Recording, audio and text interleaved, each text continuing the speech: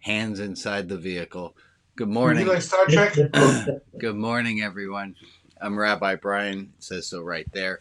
Welcome to the Saturday service. I am so glad that you're here. If you're watching on YouTube, if you're watching on Twitch, if you're watching on Facebook, you can leave a comment, and those show up. If you're on Zoom, you can leave comments in the chat. If you have any questions, please find anybody who has got the named co-host next to their name, and you should feel free to ask them any questions. Um, but welcome. Let me do a little thing. People, get your waving hands ready so you can wave to everybody. Say good morning. We'll Morning. switch away from this view. Um, so I mean, folks, I am trendy. I am on top of these trends. I got myself a case of the COVID. I was like, this thing's coming back. Let me Lead the way. yeah, let me lead the way. It's So like endemic now. It's I'm so a widespread. yeah. So I'm also COVID positive right now. oh, who else is also COVID? Avon. Aven, Oh, hi, congratulations. twins. Yeah. Um, I will tell everybody just a little bit. Jane is out of town. She took a week off. She's taking some time off, and she's in on the East Coast. So it's just me living in the basement with a 14-year-old who just started ninth grade and a 16-year-old who just started 11th grade, and they are basically unsupervised at this point. But they are feeding me at least 2 meals a day. So that's working out. I Oops. Sorry. Go ahead, Meg.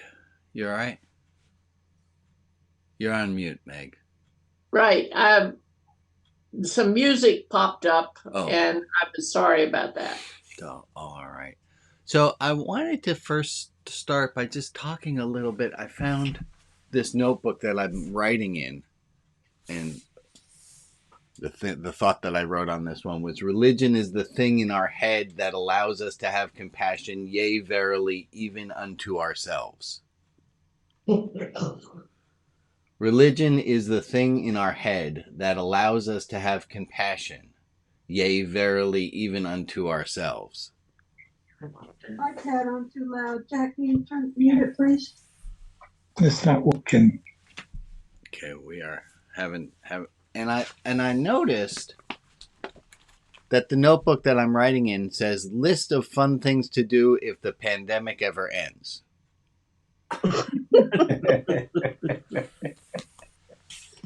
And I was thinking, I have COVID right now. And it's a really mild case of COVID. I'm just a bit achy. Tylenol has been able to handle my pain. Had some little bit of fever, but I'm fine. I was thinking though about COVID and how scary it's been.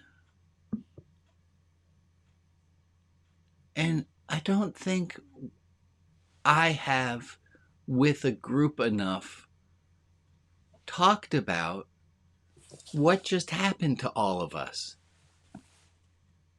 2 years plus ago, and it was really frightening. How many of you were really, right? Do you remember how scary this thing has been? Absolutely terrifying. Now, I want to take a moment for us to just talk together as a community about how terrifying this thing has been. How absolutely scary it has been. And within the last few years, do you remember there were no cars on the road? Oh, yeah, that's right. Do you remember supermarket shelves being empty? I mean, it was at least humorous when we ran out of toilet paper, because that was toilet paper. But do you remember that there was no flour? And we didn't know when it was coming back? And do you remember the supply chains? and PPE, and I remember helping to manufacture gowns out. The people who could sew in my neighborhood got together and sewed shower curtains together to make medical gowns. It's really frightening. What else do you remember of this being so frightening? What do you remember about COVID being so scary? Nothing. Go ahead, Jeff. Thanks, Carolyn. All these people dying on the news. Yeah. You That remember they had to get special refrigerator trucks to hold all the bodies. they set up a field camp in Central Park with extra beds? What else do you remember about how scary it was? Go ahead, Ray. And if you put your hand up electronically or otherwise, I'm able to see you. What do you remember, Ray? Well, the fact that we were all so isolated from each other. I mean, you couldn't go to church or synagogue or anything like that. Yeah. And when you were in the stores, everyone was masked, and it was like this absolutely separation of people. Yeah. And so if you were a person that was a social person and you like doing them, you couldn't do those things. And I think that affected a lot more people than Yes. what we think it did. Well, that's what I want us to talk about now, Ray, is I think we've had a bit of time away from it that, and Chad and Lisa, they posted up. Do you remember we had to wash our grocery packages when we got them home? We didn't know how communicable this thing was. Mm-hmm. I still do that. You still do that, Bob. What else do you remember? It's amazing how short a time ago it was and how much amnesia we have already. One mile. Use the left 3 lanes to continue on I-78 west towards Pennsylvania. Okay. And sometimes the directions are very simple. Really? Go ahead, Chad, Lisa, and then Aaron. Oh, I was just going to say there was such a fear of the unknown. You know, at first they didn't know about it. You didn't know how many people are going to die from this. How bad is it? You know, there was just nobody knew. There was a lot of panic. It was really scary. Trying to hold it together, but at the same time, you know, just not knowing what the near future was going to be. Yeah, it was terrifying. Aaron, then John.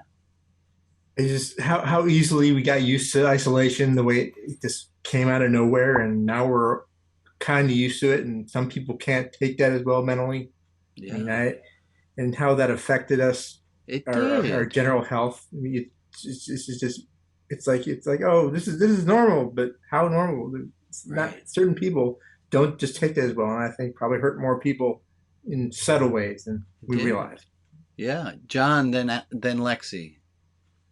I was really taken aback, I think, by the demand for instant answers when knowledgeable people were attempting to explain that we really don't know and bear with us, and almost nobody was satisfied with that, which led to huge amounts of anger, which did the politicization and all that kind of stuff. How badly we totally screwed it up. Yeah. By being impatient and demanding all kinds of stuff that nobody could really provide, except then the theories start getting thrown around. Yeah, we saw a lot of craziness. People ate it up. We saw a lot of. At one point, I reposted a conspiracy theory. I don't even believe in conspiracy theories, but I got so pulled up in it.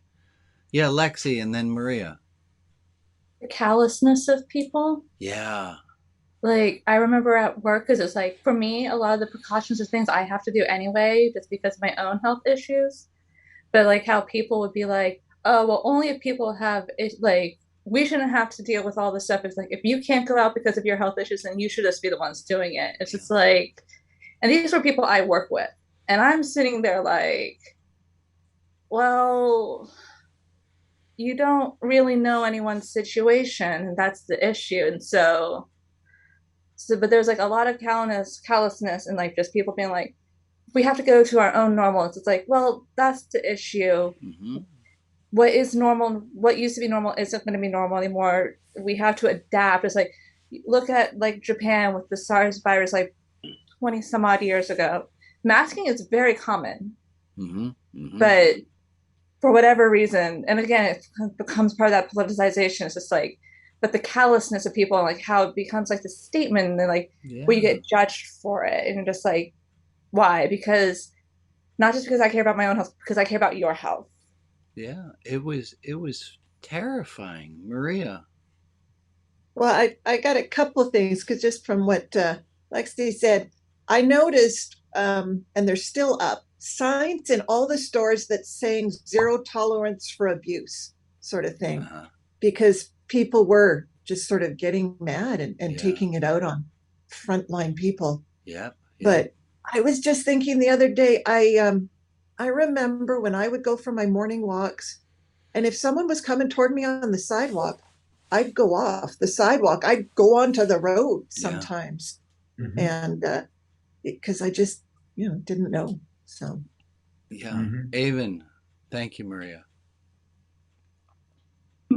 Mine was a lot like Lexi's, is that I remembered people just explicitly saying, well, why should we have to change what we do if it's only going to kill the disabled? And I remember going, oh, wow, holy shit, you just said the most the people just very bluntly said, well, it's just going to kill the disabled. And I went, oh, okay, that's the most blatantly eugenicist thing anyone's ever said to my face. Yeah. And it was horrifying. Yeah. To realize how many people I thought were like decent folks were okay with eugenics as long as it made their life a little bit more easy.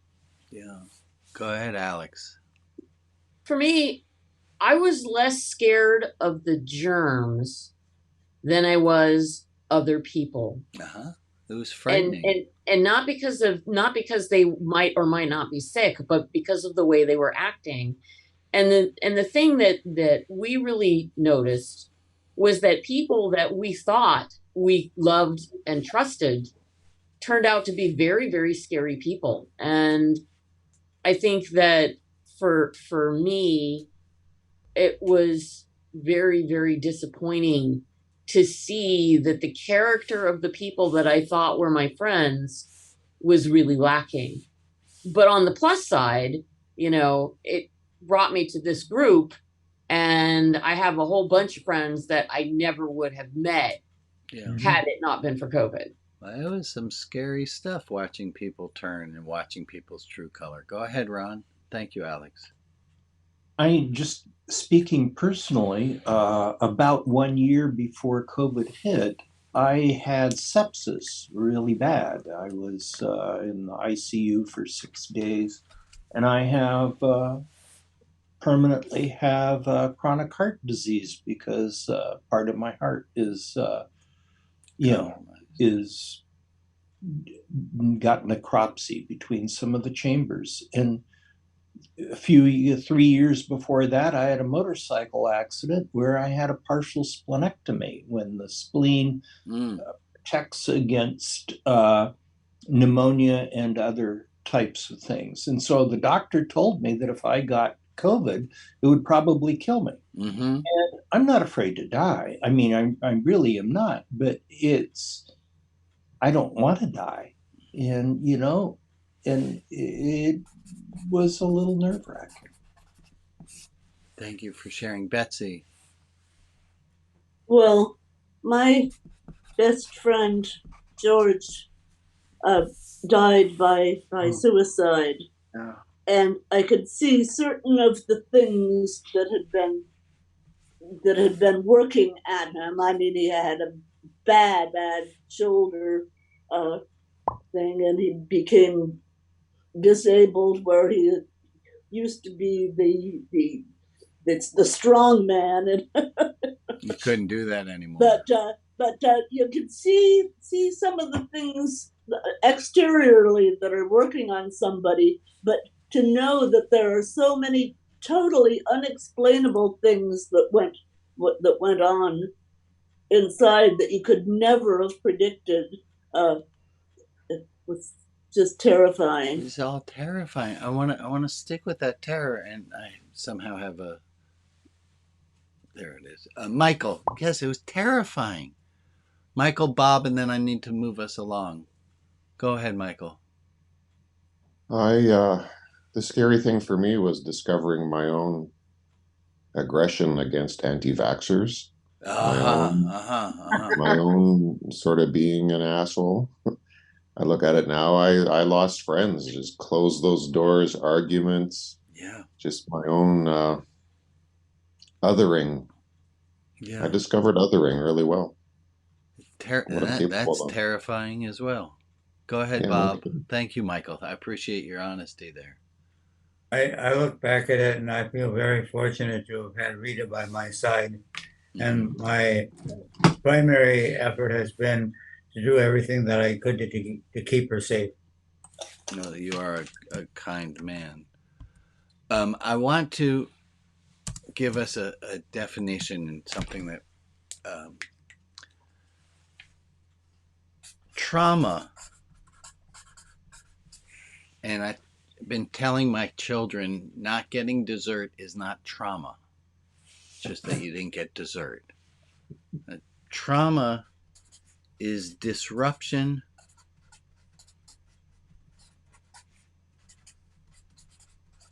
without repair. Trauma is disruption without repair. Something that happened, a traumatic event, and you can imagine if you had a set of twins and one had the trauma happen and got immediately somebody empathized and somebody was there trying to be of help, and the other twin, the same traumatic thing happened, but that twin did not get any repair. You can start to see the importance of the repair. That trauma is a disruption, but it's not just a disruption, it's a disruption that doesn't have any repair to it. And I think we're all as a group suffering from this trauma of this thing that just happened, that we're finally just starting to see what happened to us. We're starting to get some sense of repair now that it's not as frightening. And I think about something I heard a long time ago about Easter. And the story went like this, with that the apostles, we know, because it's the year 2023, coming up on 2024, we know how the Easter story turns out. We know that in this story, right, Jesus is crucified, laid to rest, dead. But we know, and the apostles didn't, how it's going to turn out. We know that surprise ending. And when they are mourning Jesus' death, they're mourning something with, they don't know how the repair is going to work out, how it's going to work out. It's not as scary for us. It's only scary for us when we don't know how it turns out. We have some sense of how this COVID thing is turning out. I mean, we hope. We have some sense of how this is turning out. Trauma is disruption without repair.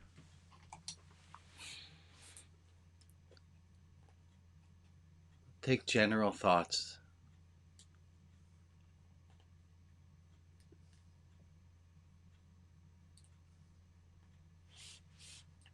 What do you do with this thought? Trauma is disruption without repair.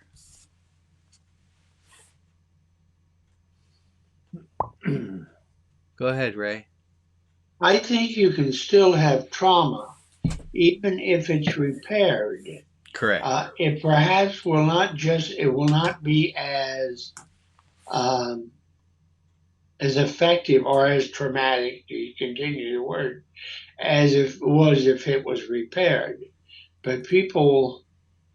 Yes, you're right. And depending on the trauma, is it ever completely repaired, or you're do you absolutely always? Right. Yes, thank you for adding that in. Right, it's something Jane says about trauma. She says trauma is the gift that keeps on giving. You never repair it exactly as it was before. There's still a broken piece to it. There's something that doesn't work. What I'd like you to focus on, and then we'll get to Jeff and then Ron and Betsy, is how can you help yourself in this situation? What can you do to help repair? How can you help repair on the inside? Go ahead, Jeff. Perspective. Give me a little more words. Okay. One of the things that, as you said about the apostles, they didn't know what was going to happen. We know what happened because we have the perspective of hindsight. We look back on it. Yeah. On the traumas that we go through personally. Once the only way to complete it is to go through it. And once you're through it, hopefully you will get perspective on what happened and how you reacted. And that will give you some peace. Yeah, some peace, some comfort, some way to deal with it. Thank you, Jeff. Thank you. Ron, go ahead. Thoughts about repair trauma. Yeah, I would just real quick, Jeff, I would say that that perspective is part of repair, and I believe that the longer it goes after the trauma, the more repair is needed. Correct. You're absolutely right. You're absolutely right. Yes, Ron. Yeah, go ahead, Betsy.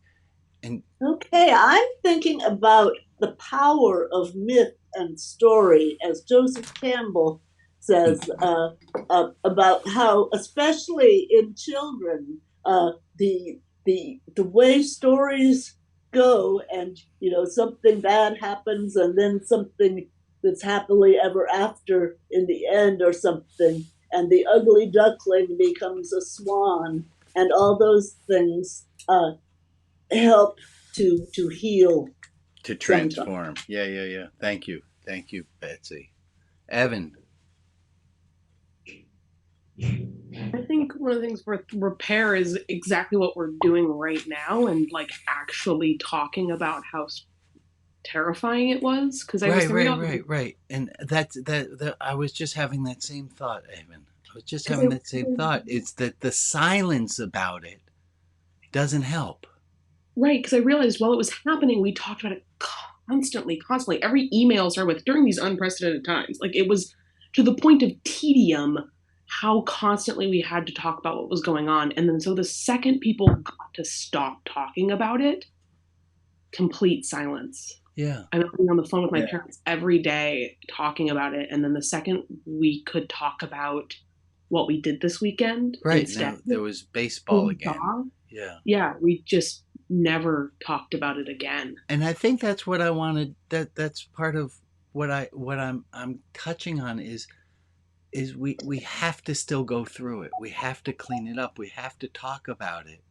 And I'm glad that that's what we're doing today. I'm glad we're talking about how terrifying this has been for all of us. John, Bruce, Debbie, go ahead. I have a different P word. Okay. Perceived. Okay. A lot of what we've been talking about is like, we can see repair, but unless the person who's traumatized can perceive the repair for themselves, we can talk till the cows come home and there's still no repair. We can make suggestion after suggestion, do step after step, but until the person who's been traumatized actually feels the repair for themselves, then all we're doing is just talking. Well, it gets us towards it. Yes, sir. Go ahead, Bruce, then Debbie, then Carol.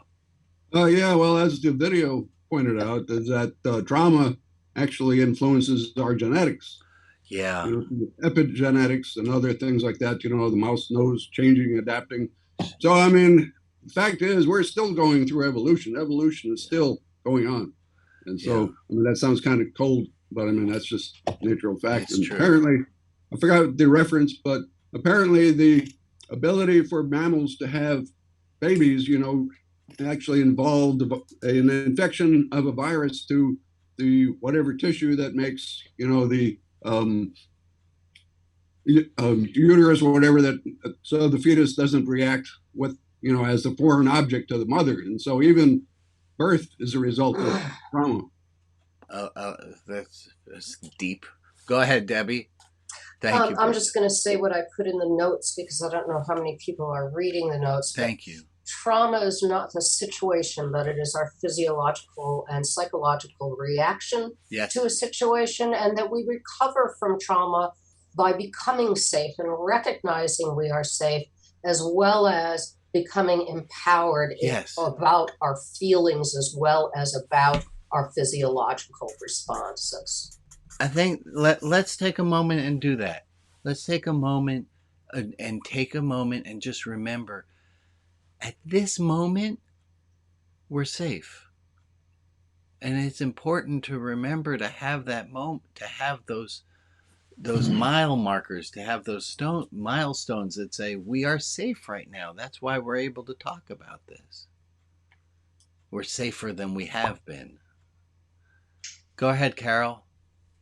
I've been reading a book called Sacred Medicine, which makes a distinction between healing and cure. And she says that many of the things that we suffer because we did not get a chance to transform trauma. And she says many, many more of us have suffered trauma than we've ever admitted because we suffered it at a time before we even had the word. We look back at it, and that with men, it normally expresses itself as heart disease, with women as cancer. But she's a doctor, and she says what you need to do is to go through it, express it, recognize it, and that's why it's so important to talk about it, to have people you can talk about it with. Right, and that's what I wanted us to get to be able to at least touch on here today. Maria, go ahead. Thank you, Carol. Well, I agree with what Evan said. I'm very grateful for this group and for being able to talk about these things. But trauma also makes me think of the clients that I have worked with who have only experienced trauma from birth. Mm-hmm. And they don't know that there's a way through because they... Oh, Maria, your audio has gone in and out. I'm sorry.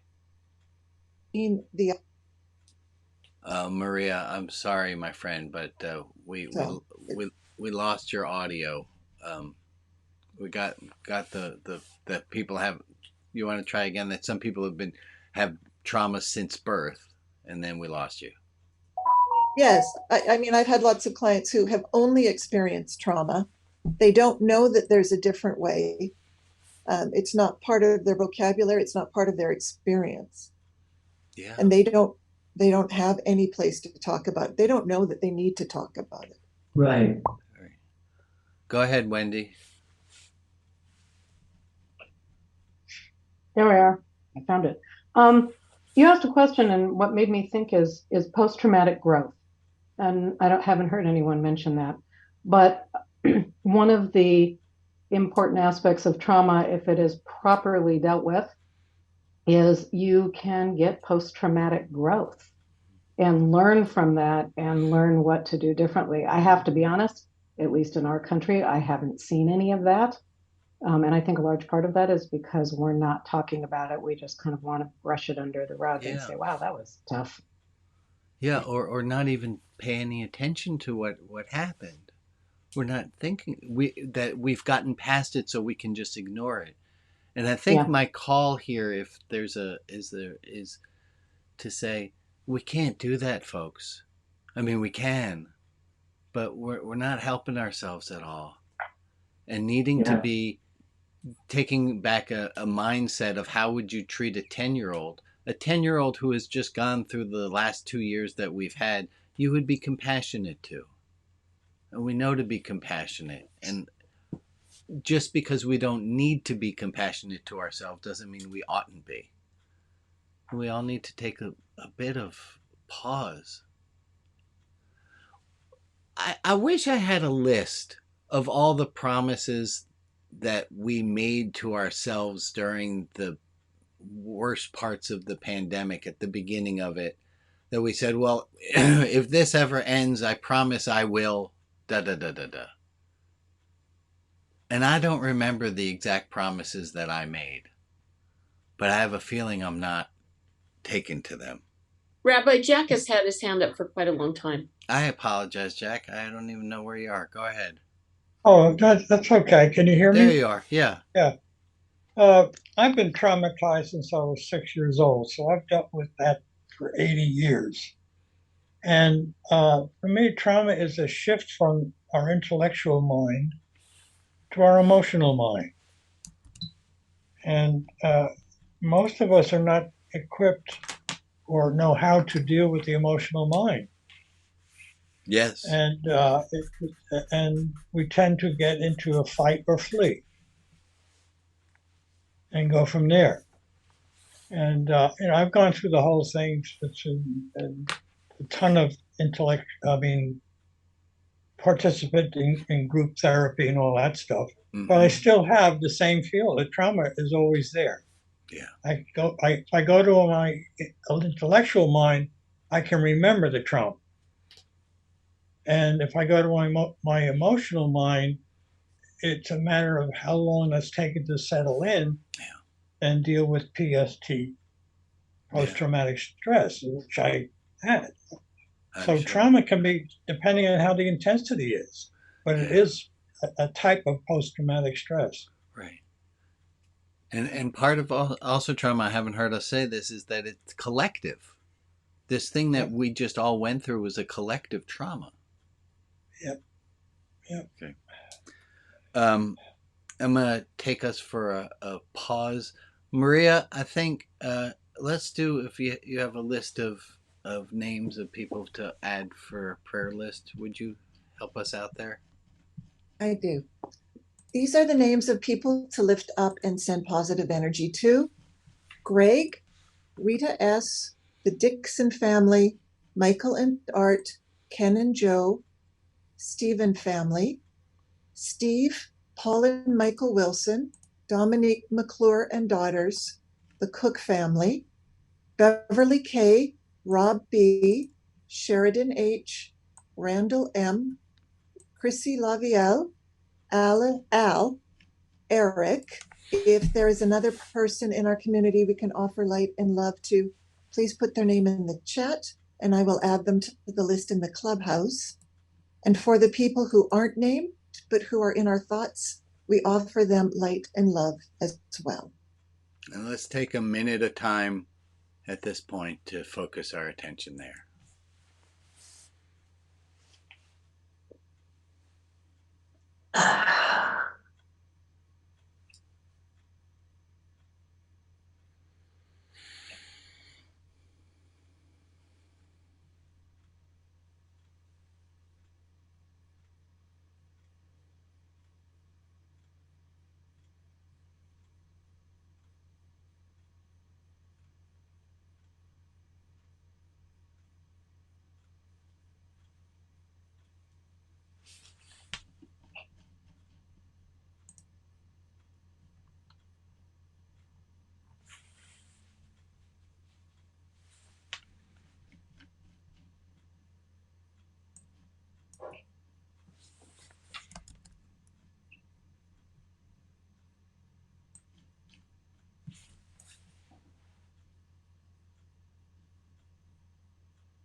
Thank you all.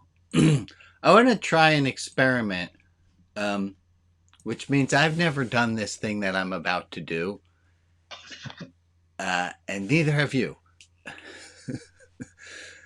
I want to ask you if you would put your screen so you can see all the very many Zoom boxes. I'm going to ask you to look at all the many Zoom boxes, and I want you to just pick one box. Yeah, this is not going to work the way that I thought it was going to work already. This is great. Okay, let me... I want you to see if you can just look at one box and take in that one person on the other end of that box. And now I want you to switch. Look at somebody new. Look at somebody you haven't looked at before and just hold on to that. That's person number 2 for you. And just look at that one person for a moment. Person 2. And now go back to your first person if you would.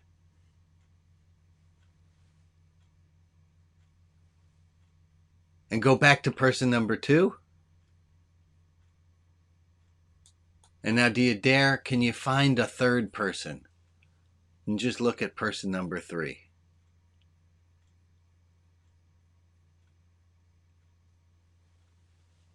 Back to person number 1. And if you look at person number 1, can you believe that this is a person who is deserving of forgiveness? Look at person number 1. Are they deserving of forgiveness? Look at person number 2. Is that person allowed to make mistakes? Look at person number 2. Give me some kind of feedback with your head. That person is allowed. And person number 3. Can you look at person number 3? Is that person to be loved in their entirety, faults, flaws, and all? Okay, so now we're going to extrapolate out from that. Oh, when I say we're going to extrapolate out for that, I mean I'd like to hear from people I haven't heard from yet to please extrapolate out from that. What can you extrapolate out? What happened? I've not done this experiment before. I don't know how it feels for you to have done it. What'd you see? Was there a learning? Is this something worth doing again? I'm trying out material for the high holiday services, honestly. Go ahead, Jordan. Well, I just want to say that, there's a lot of trust in this Zoom room. Not all of us, but a lot of us have been doing this for a while and familiar faces. So there's a built-in bias to just sort of trust people and just feel positively towards everybody in this room. And it might be harder, Brian, if we didn't know each other. Okay, that's fair. And the surprise ending of being kind to yourself too, you saw that coming a mile away. Oh yeah, of course. Just so everyone knows, Jordan and I currently are in the middle of a chess game. Because I have COVID, so we've been playing it on the internet, one move at a time, every 20 or 30 minutes. Takes a while. Pretty good. Michael, what'd you get? Thank you for offering. Thank you, Jordan. For me, this is easy because I'm separated by the screen. It would be a really challenging exercise to do face to face with, real people in the same room. Emotionally too difficult? What do you mean? How so too hard? Help. Give me some thoughts. I don't know. It's conditioning. Staring at somebody is weird. But when they don't know you're staring at them, it doesn't matter. Right. But to be in the same room and do this kind of face-to-face stuff, I think it would be super powerful. Well, we're going to find out on the 22nd. Yeah, it would take a whole heck of a lot of trust and self-confidence and yeah. Yeah. Okay. Thank you. I'm willing to give it a try. Hey, while I'm talking about that, here's some quick announcements. There's the first one. If you are interested, on Friday, September 22nd, 3 p.m. Eastern Time, Pacific Time, 3 p.m. Pacific Time, high holiday service. If you go, you get the newsletter, so you get that, but LUMA/HHD2023. And if you happen to live in Portland, Oregon, or environs nearby, you are invited to come that same day. Later in the day, Grant Park, there's a little metal shelter that I have rented out, and we will be having services there. It is BYOC. Bring your own chair. Quick question. Your graphic says September 22nd. Your event says September 23rd. Yeah, it's the 22nd. Okay. I kind of figured nobody would notice that in this quick little demonstration, but apparently you did. Sorry. It is the 23rd. I took a screenshot before I'd fixed that mistake. It is on the 22nd here in Portland. Thank you for noticing that. All right. Any other reactions to this little looking at each other exercise? I got one other piece I want us to look at today. Go ahead, Maria. No, that was not a hand raise. My bad. Sorry. Jack has his hand up. Go ahead, Jack. Yeah. One thing to always remember, we are all in this together, regardless of whatever it is. Correct. We're all in this together. So high holidays, Jewish high holidays that we... Well, 1 second, Rabbi, because that's not totally true. We might all be in the same storm, but we're all in different boats. Okay, and some of us have umbrellas and some of us are on rafts. Right, exactly. We're all in the same storm together, but it is absolutely correct. It is all the same, but it is all very different at the same time. Right. So high holiday season comes up, and in Judaism, this is the time where we really look at things that we have done wrong and looking at mending our ways of doing something called a cheshbon nefesh, an accounting of the heart, and seeing is everything lined up. And I have a quote that there it is, that I've been playing with, and it goes like this. If you've learned to apologize,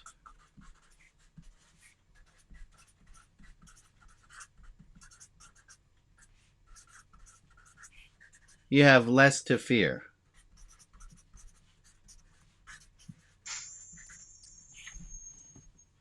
If you've learned to apologize, you have less to fear.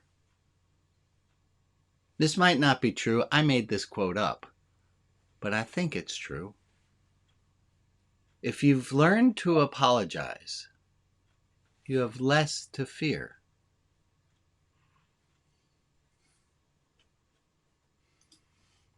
Why?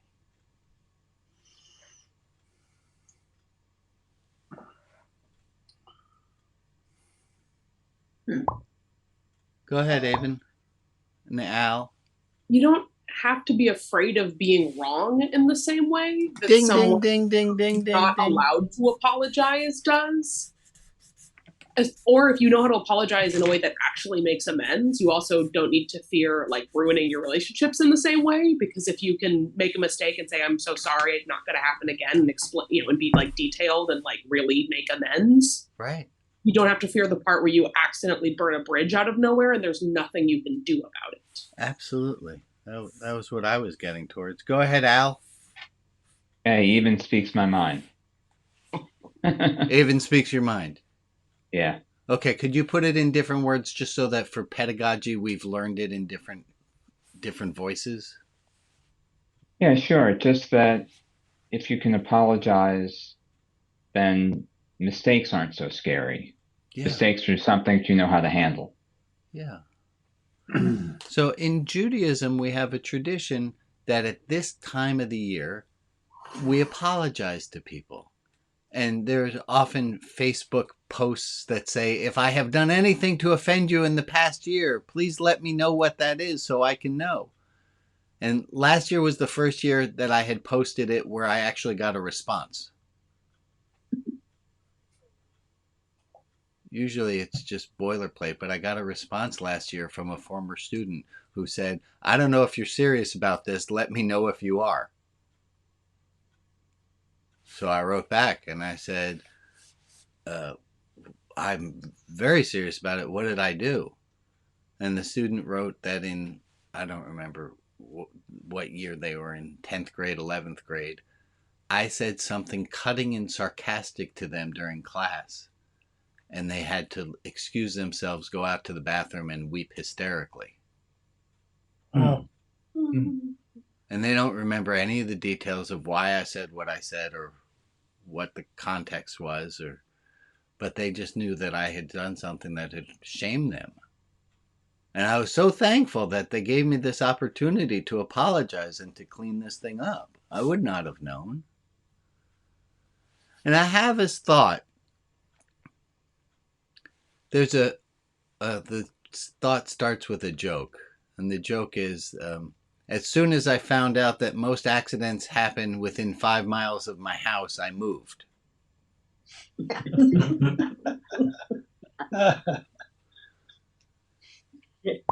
Most of the accidents that we have happen in our neighborhood. Why? Because we live there. And it made me think that most of the people I have to apologize to are not the random student on Facebook who happens to still be connected to me, but that most of the apologies that I need to do are probably kind of the Prado formula here, Prado principle, that probably most of the apologies that I owe are due to the people who I live with. And so I give you a chance to think for yourself, who are the people to whom you might owe an apology? And then would you consider approaching them and cleaning things up?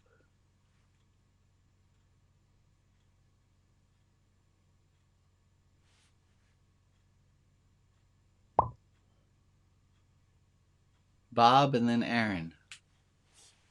Yes, the person that I apologize to most of all is my precious Rita. Uh-huh. And that if I don't apologize, that I have to carry that weight, as well as that her feelings and her things is something that adds blockage to her being able to fully interact with me. Mm-hmm. So that's kind of what I'd like to add to that. Thank you. Go ahead, Aaron. Thank you, Bob. This is kind of difficult to admit. I mean, I'm currently in a relationship where I get to the point where it feels like apologizing is meaningless to her, and I mean, there's the idea of doing grand things, but otherwise, I don't know what else to do.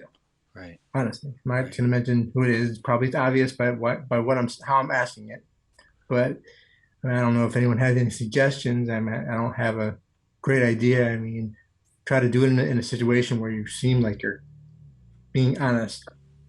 Yeah. But it just the feeling like you've apologized and you feel like, but for whatever reason, they don't think you're sincere.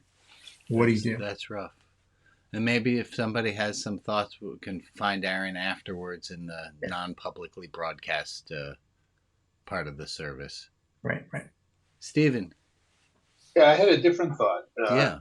That it also is reflective that if I am comfortable with apologizing, that should make me more understanding of the mistakes that other people make toward me. Correct. I don't think you can be good at apologizing without being able to forgive other people. I think it's part of the same fitness bag. Yeah. How about apologizing to yourselves? Well, there's an idea. If we were to write an apology, dear me, I realized in the past amount of time I have blanked. And I wish I hadn't. Dear me.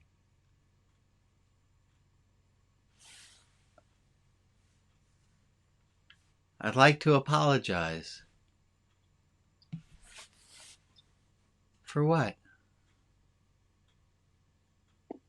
What are the things we want to apologize internally for?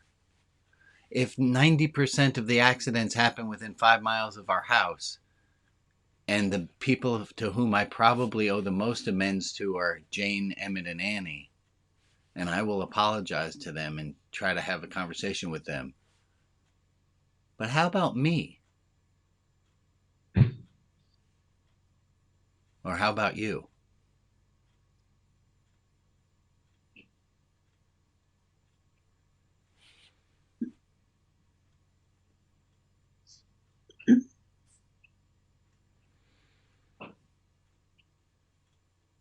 Folks, that's a lot of quiet.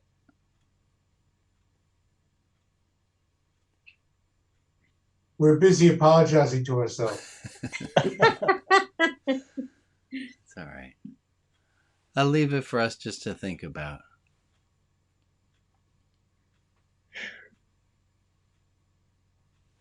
It was a quote we had last week from Richard Rohr, which I think speaks to where we are right now. If we do not transform our pain, we will most assuredly transmit it. Usually to those closest to us, our family, our neighbors, our coworkers, and invariably the most vulnerable, our children. If we do not transform our pain, that's not exactly, I got a little bit lost. That's not exactly where we were. Let me make a few announcements and then wrap things back up. A few announcements go like this. Hey, folks. Oh, wait, I had this, I thought this was just funny and I wanted to share it.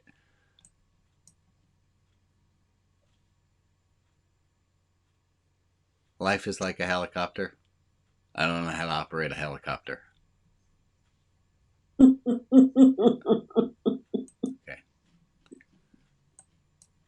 So here's the just book status update. Nonfiction book proposal. Rabbi Brian's Highly Unorthodox Gospel. It has a new subtitle, which I'm very proud of. Good News for Skeptics and the Nuns. N-O-N-E-S. I am sending this out to another agent this week on the 15th.